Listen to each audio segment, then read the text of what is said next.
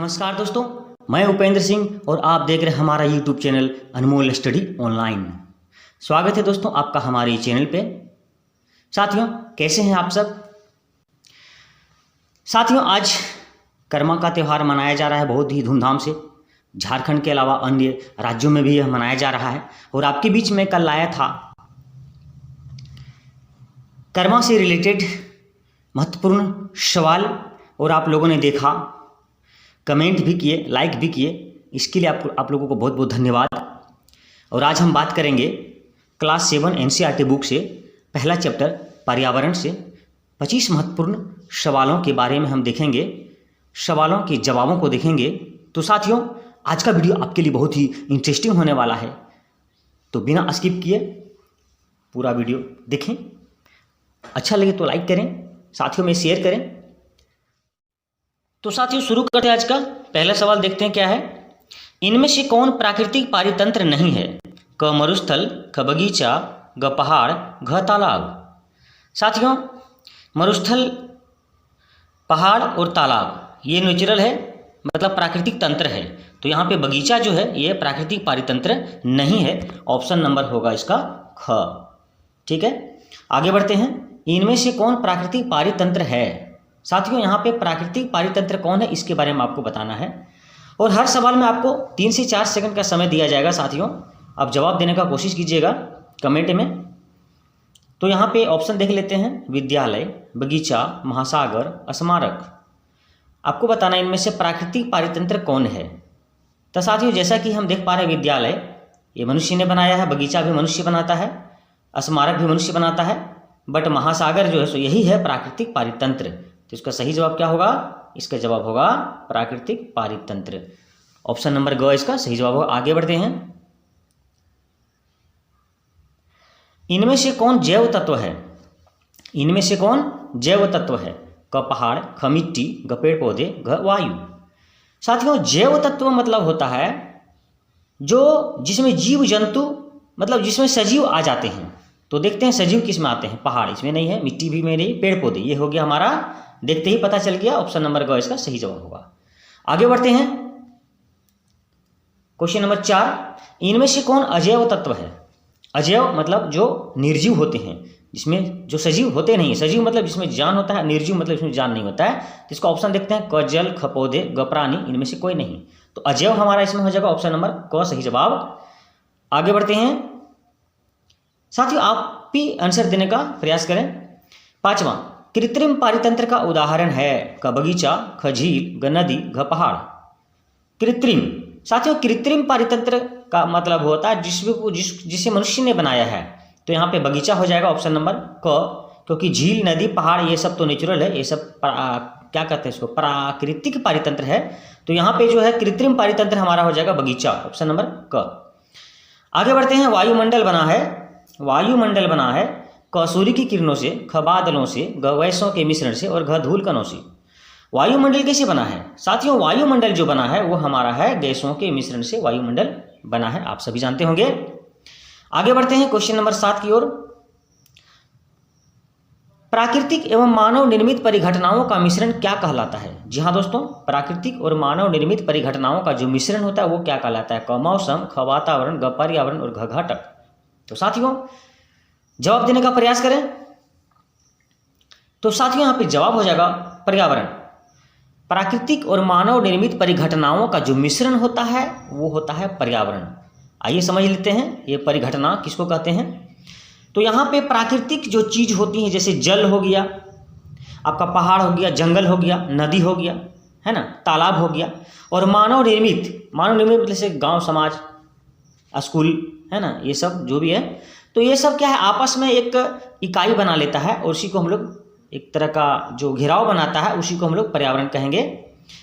पिछला चैप्टर में मैंने पर्यावरण का बहुत अच्छा तरीका से आप लोग को बताया है, आप उस वीडियो को एक बार देख लीजिएगा। आगे बढ़ते हैं क्वेश्चन 8 की ओर।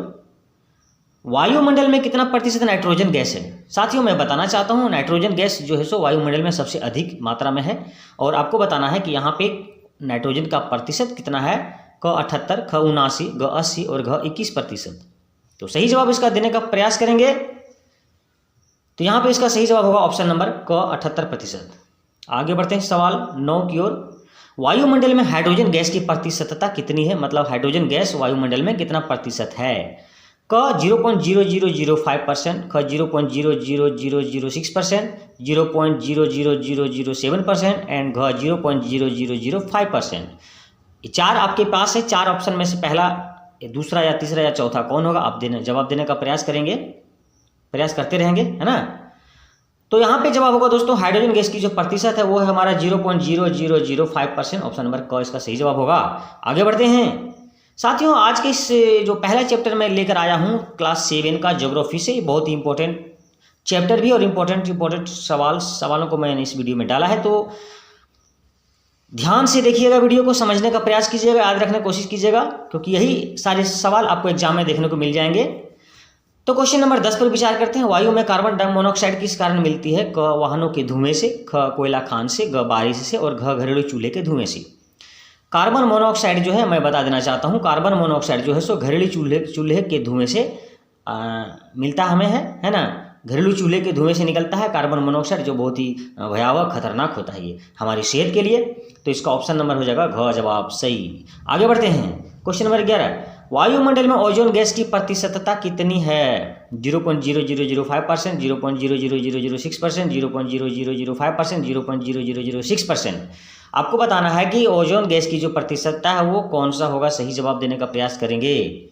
तो ओजोन गैस की जो प्रतिशतता होगा दोस्तों वो होगा ऑप्शन नंबर ख, यहाँ पे है 0.00006%। आगे बढ़ते हैं क्वेश्चन नंबर 12 की ओर। पृथ्वी के चारों तरफ फैली वायु की परत को क्या कहते हैं। जी हाँ दोस्तों, पृथ्वी के चारों तरफ जो फैली हुई वायु है उसकी परत को क्या कहा जाता है। देखते हैं ऑप्शन नंबर क वायु, ख पवन, ग पुरवैया, घ वायुमंडल। तो दोस्तों यहाँ पे कॉमन सेंस लगाना है थोड़ा सा कि वायु की जो परत फैली हुई है पृथ्वी के चारों ओर उसे हम वायुमंडल कहते हैं। जी हाँ दोस्तों, वायुमंडल कहते हैं, ना कि वायु, ना कि पवन, ना कि पुरवैया, ये नहीं होगा, बल्कि क्या होगा, वायुमंडल। आगे बढ़ते हैं क्वेश्चन नंबर 13 की ओर। प्राकृतिक इकाई है क पारिस्थितिक तंत्र, ख अणुजीवन, ग आस पड़ोस और घ जीवन।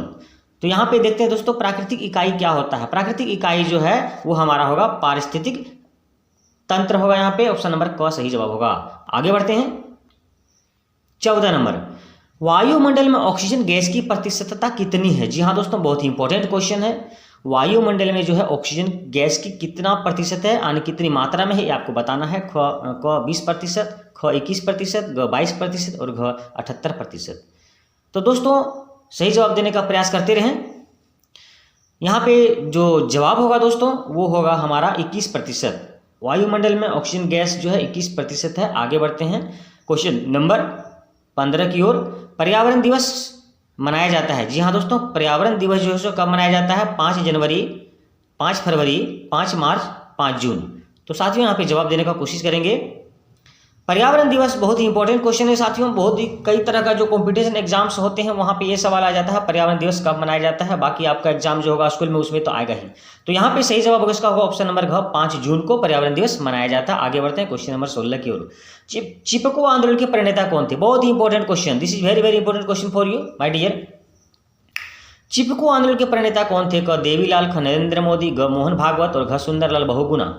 दोस्तों साफ मैं कह देना चाहता हूँ देवीलाल ये तो होगा ही नहीं, देवीलाल ये तो नहीं होगा, नरेंद्र मोदी ये भी नहीं होगा और मोहन भागवत ये भी नहीं होगा। तो कौन हो जाएगा दोस्तों, इसका सही जवाब होगा ऑप्शन नंबर घ, सुंदरलाल बहुगुणा। साथियों ये जो सवाल है ना, ये सवाल बहुत ही इंपॉर्टेंट है, बहुत ही अति महत्वपूर्ण प्रश्न है यह। और इसका जवाब याद रखिएगा कि चिपको आंदोलन के जो प्रणेता थे वो थे सुंदरलाल बहुगुणा। जी हाँ दोस्तों याद रखिएगा। आगे बढ़ते हैं क्वेश्चन नंबर 17 की ओर। इनमें से कौन ग्रीन हाउस गैस नहीं है। ग्रीन हाउस गैस कौन सा नहीं है। क कार्बन डाइऑक्साइड, ख क्लोरोफ्लोरोकार्बन, ग ओजोन और घ ऑक्सीजन। साथियों पिछला वीडियो में मैंने बताया था ग्रीन हाउस गैस कौन कौन है, तो उसमें हम देखे थे ग्रीन हाउस गैस कौन कौन था। कार्बन डाइऑक्साइड था, ये भी था, तीनों था। तो यहाँ पे कहता है कौन नहीं है, तो यहाँ पे ऑप्शन नंबर घ इसका सही जवाब होगा। आगे बढ़ते हैं 1992 ईस्वी में पृथ्वी सम्मेलन कहाँ आयोजित हुआ था। क ब्राजील, ख जापान, ग इंडोनेशिया, घ संयुक्त राज्य अमेरिका। दोस्तों यह सवाल भी बहुत महत्वपूर्ण है। ये बताना है कि 1992 में पृथ्वी सम्मेलन, जी हाँ दोस्तों पृथ्वी सम्मेलन कहाँ आयोजित हुआ था। ब्राजील, जापान, इंडोनेशिया, घ संयुक्त राज्य अमेरिका। इनमें से कौन सा सही जवाब होगा। तो साथियों यहाँ पे सही जवाब हो जाएगा इसका ब्राज़ील। ऑप्शन नंबर क इसका सही जवाब होगा। ब्राज़ील में जो है, ब्राज़ील एक ऐसा देश है जहाँ पे 1992 ईस्वी में पृथ्वी सम्मेलन आयोजित हुआ था पर्यावरण से संबंधित। ठीक है, आगे बढ़ते हैं। क्वेश्चन नंबर 19, क्योटो सम्मेलन जापान में कब हुआ था? जी हाँ दोस्तों, ये बहुत इंपॉर्टेंट क्वेश्चन है, इसको भी याद रखने का प्रयास कीजिएगा। याद रखना ही है, प्रयास क्या, याद रखना ही है। तो क्योटो सम्मेलन जापान में कब हुआ था? 1996। देख लेते हैं ऑप्शन, 1996, 1997, 1998, 2007। 4 यहाँ पे है, चारों में से देखते हैं कौन सा सही जवाब होगा। तो क्योटो सम्मेलन जो जापान में जो हुआ था वो होता 1997 में हुआ था। कब हुआ था दोस्तों? 1997। याद रखिएगा, तारीख को याद रखना है, ईस्वी को, है ना। आगे बढ़ते हैं। क्वेश्चन नंबर 20, भारत में आपदा प्रबंधन अधिनियम कब लागू हुआ? बहुत ही इंपॉर्टेंट क्वेश्चन है साथियों। भारत में जो है आपदा प्रबंधन अधिनियम भारत में कब लागू हुआ? 2005, 2007, 1997 और 1992। 4 है, 4 ऑप्शन में से सही जवाब देने का प्रयास करते रहें। क्वेश्चन नंबर 20 में आपदा प्रबंधन अधिनियम जो लागू हुआ था वो हुआ था 2005 में। कब लागू हुआ था? 2005 में, याद रखिएगा। अगला क्वेश्चन देखते हैं। राष्ट्रीय आपदा कार्रवाई बल NDRF का गठन कब किया गया? राष्ट्रीय आपदा कार्रवाई बल को अंग्रेजी में शॉर्ट फॉर्म में लिखा हुआ NDRF। ठीक है, इसका गठन कब हुआ था? तो देख लेते हैं ऑप्शन क 2005, ख 2006, ग 2007 और घ 2019 ईस्वी। तो साथियों एक बात याद रखिएगा, आपको ये याद रखना है कि यहाँ पे जो हम अभी बताएं भारत में आपदा प्रबंधन अधिनियम कब लागू हुआ, तो इसका सही जवाब हमने क्या बताया? हमने बताया 2005। तो याद रखिएगा, राष्ट्रीय आपदा कार्रवाई बल जो NDRF का गठन हुआ वो हुआ था 2006, 1 साल बाद। यही याद रखना है आपको, ठीक है। तो 20 नंबर में 2005 होगा, तो 21 नंबर का सही जवाब होगा 2006। याद रखना है आपको, ये चीज़ आपको याद रखना है। आगे बढ़ते हैं। क्वेश्चन नंबर 22, चिपको आंदोलन की शुरुआत सुंदरलाल बहुगुणा के नेतृत्व में भारत के किस राज्य में हुआ था? यानी भारत के किस हिस्से में हुआ था? क उत्तराखंड, ख हिमाचल प्रदेश, ग झारखंड और घ छत्तीसगढ़। अभी हमने बताया था कि चिपको आंदोलन का शुरुआत किसने किया था? सुंदरलाल बहुगुणा। ये सवाल आगे फिर आ चुका है और ये आपको बताना कि किस राज्य में हुआ था, है ना। तो सही जवाब होगा इसका दोस्तों उत्तराखंड में हुआ था चिपको आंदोलन। आगे बढ़ते हैं। इनमें से कौन मानव निर्मित पारितंत्र है? मानव निर्मित पारितंत्र का मतलब हुआ कि इनमें से किसको मनुष्य ने बनाया है। देखते हैं करके, क खेत, ख नदी, ग पहाड़, घ तालाब। तो यहाँ पे मानव जो बनाया वो है खेत। किसको बनाया है? खेत को मानव बनाया है। नदी, पहाड़, तालाब ये तो नेचुरल है। आगे बढ़ते हैं। इनमें से कौन मानव निर्मित पारितंत्र नहीं है? मानव निर्मित पारितंत्र नहीं है मतलब किसको मनुष्य ने नहीं बनाया है? स्कूल मनुष्य बनाया है, बगीचा मनुष्य बनाया है। एक एक करके देखते हैं। स्कूल मनुष्य बनाया है, बगीचा मनुष्य बनाया है। निर्मित जलाशय करने मतलब हुआ जैसे कुआं हुआ, है ना, डोभा हुआ, ये सब जो छोटा छोटा जो दाढ़ी वगैरह जो होता है वो हुआ निर्मित जलाशय के अंदर आ जाता है। घ देखते हैं जंगल, जो कि मनुष्य ने नहीं बनाया है। इसका सही जवाब होगा घ, ऑप्शन नंबर घ होगा सही जवाब। आगे बढ़ते हैं। Question number 25। साथियों एक बात और, आज की इस वीडियो में आपके सामने मैं 2 प्रश्न रखूंगा। दोनों सवाल क्विज के रूप में रहेंगे, जैसा कि आप स्क्रीन पे देखे थे। क्विज के रूप में 2 सवाल मैंने आज इस वीडियो में डाला है, जिसका जवाब मैं नहीं दूंगा, आप लोगों को बताना है। 2 सवाल का जवाब कमेंट के द्वारा भेजिएगा, ठीक है। सही जवाब होगा तो मैं लाइक करूंगा, है ना। तो क्वेश्चन नंबर 25 में देख लेता हूं। मोटर गाड़ियों से निकलने वाले धुएं में कौन सी गैस होती है? बहुत इंपॉर्टेंट क्वेश्चन है साथियों। अभी मैंने देखा था घरेलू चूल्हे के धुएं से कौन सा निकलता है? Carbon monoxide. तो मोटर गाड़ियों के से जो धुआं निकलता है उसमें कौन सी गैस होती है? तो देखते हैं ऑप्शन, एक एक करके ऑप्शन देखते हैं। तो यहाँ ऑप्शन मेरा है सल्फर डाइऑक्साइड, नाइट्रोजन डाइऑक्साइड, क एवं ख दोनों और घ कार्बन डाइऑक्साइड। साथियों यहाँ पे जो मोटर गाड़ियों से जो धुआं निकलता है वो है हमारा ऑप्शन नंबर ग, सही जवाब होगा क एवं ख दोनों। क मतलब ये देखिए सल्फर डाइऑक्साइड, ख मतलब नाइट्रोजन डाइऑक्साइड। ये दोनों जो है मोटर गाड़ियों के जो सो मोटर गाड़ियों से निकलने वाला धुआं होता है और धुआं में ये सब गैस होती है, ठीक है। कार्बन डाइऑक्साइड जो है वो होता है कारखानों के धुआं से, जो मतलब कारखानों से जो धुआं निकलता है ना उसमें कार्बन डाइऑक्साइड होता है, ठीक। आगे बढ़ते हैं क्विज की ओर। जी हाँ दोस्तों, आज का क्विज आपके सामने में है। तो क्विज में पहला सवाल है साथियों, स्टॉकहोम शहर किस देश में है? क्वेश्चन ध्यान से देख लीजिए। स्टॉकहोम शहर किस देश में है? क जर्मनी, ख फ्रांस, ग स्वीडन और घ भारत। ये चारों में से देखना है किसमें है स्टॉकहोम शहर, आपको बताना है, ठीक है। अगले सवाल की ओर बढ़ते हैं।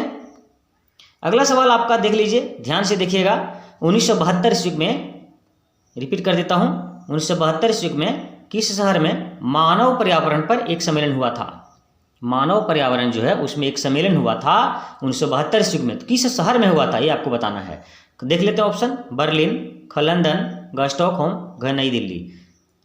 ध्यान से देखिए और आपको जवाब देने का प्रयास करें, कमेंट में देख लिखिएगा, ठीक है। ये 2 प्रश्न आपके क्विज हैं, इन दोनों का जवाब मैं नहीं दे रहा हूँ, आपको बताना है कमेंट में। और अगर आप नहीं दे पाइएगा तो अगला वीडियो में मैं बता दूंगा। अगला चैप्टर जब मैं दूसरा चैप्टर लेकर आऊँगा ज्योग्राफी का क्लास 7 वाला, तो उसमें मैं इन दोनों सवालों के जवाब दे दूंगा, बट आप कोशिश जरूर कीजिएगा, ठीक है। तो साथियों कैसा रहा आज का वीडियो आप कमेंट में बताइए, अच्छा लगा होगा तो लाइक एवं शेयर करेंगे। साथ ही अगर अभी तक हमारे चैनल को सब्सक्राइब नहीं किया तो जल्दी ही सब्सक्राइब कर लेंगे और बेल आइकन को प्रेस कर लेंगे, ताकि हमारे आने वाली वीडियो की नोटिफिकेशन आपको सबसे पहले मिलेगी और आप हमारी सबसे पहले वीडियो को देख पाएंगे। तो ठीक है दोस्तों, मिलते हैं नेक्स्ट वीडियो में। जय हिंद, वंदे मातरम।